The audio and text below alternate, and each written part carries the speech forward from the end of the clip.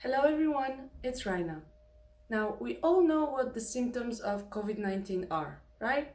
Fever, shortness of breath, coughing, and if you experience those issues, you would go seek medical help immediately, right? You would call your GP or go to the hospital, get tested. You wouldn't wait or tell yourself that, it's gonna pass, I'm gonna get better by myself somehow, right? Well, if you experience some mental health issues like a panic attack, would you go seek immediately some medical help? Or you won't? And why won't you? Now, this is a big problem that I want to talk to you today about. The difference of behavior we have towards our physical health issues and our mental health issues, and how we behave and how we take care of ourselves and how we treat ourselves when we have one and when we have the other. We all know how important our physical health is, especially during those days that we are locked down at home and then this virus is spreading across the world. But when we experience mental health issues like depression or panic attacks or anxiety, we usually tend to avoid going to the doctor or tend to ignore those problems and wait until it's too late and the problems are way too deep. Now, there's always a way out of depression, of panic attacks, of any mental health issue. Only, just as physical health, when you wait too long before getting treated, the treatment itself is going to be longer, more painful, and more expensive. Now, why do we have this difference of behavior? Why do we tend to avoid talking about mental health issues? Why do we avoid seeking professional help? Well, because unfortunately in today's society, it is socially acceptable to be physically sick, but not to be mentally sick. Let's take an example. If you feel down, or if you are depressed because something happened to you, or if you experience a panic attack, and you just physically or emotionally can't go to the office, and you call your boss, what would you say? You would try to come up with some excuse of a physical aspect. You would say, I have fever, I'm coughing, or I have some stomach issues, I can't come to work today. And your boss usually will say, okay, yes, stay at home, we'll see, take care of yourself, stay at home. Now, would your boss be so understanding towards you if you say, listen, boss, I've had a panic attack this morning, I really can't come to the office? The response will be, well, toughen up. Or if you have an appointment with your friend to go to the movies or to go to the restaurant and you just are going through difficult issues and difficult stuff through your mind and you just aren't there, you don't have the heart to go and have fun in the restaurant or to the movies, you would avoid telling the truth to your friends. You would say that you are sick or you have a headache or whatever it may be, in order to avoid to explain yourself with mental health issues, because your friends probably wouldn't understand. Now, this is something that infuriates me because as a person who has been through depression and panic attacks, and I will talk about all those issues maybe in a later video, but for me, when you go through such difficult periods of your life, you have to be able to tell the truth and to communicate with your friends, with your family members, even with your boss. And this difference of perception of those issues makes us go deep in shame and in fear of acknowledging that we have those issues.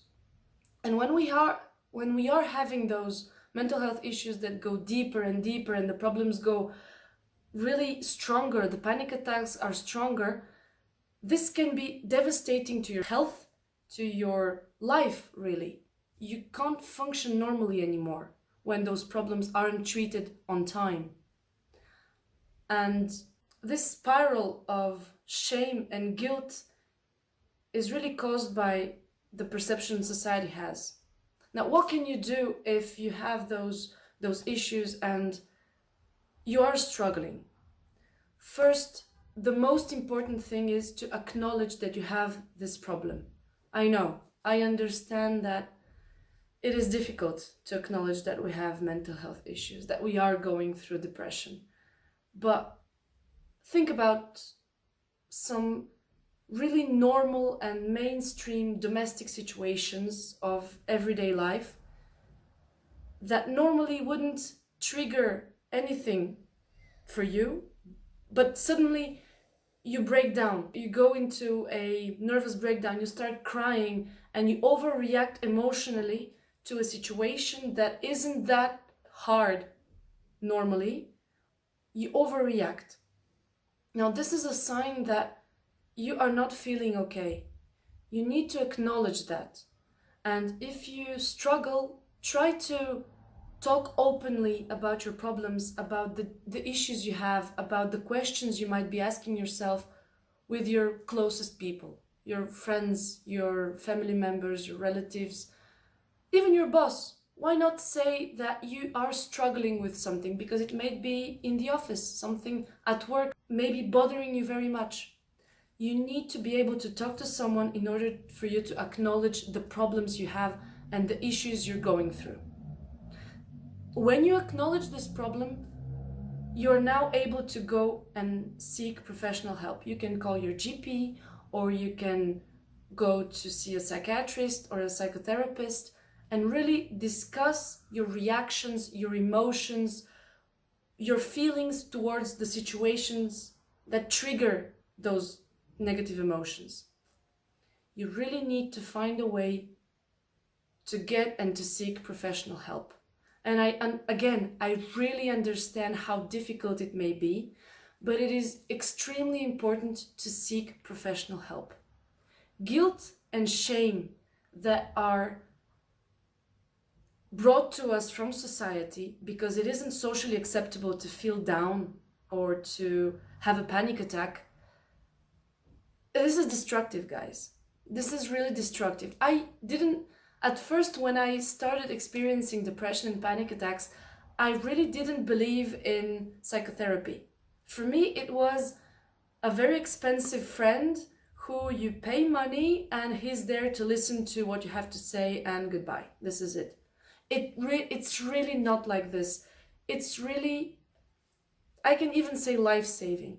This is really a professionalist who is there to really listen to you and to really help you work on yourself in a way nobody else can.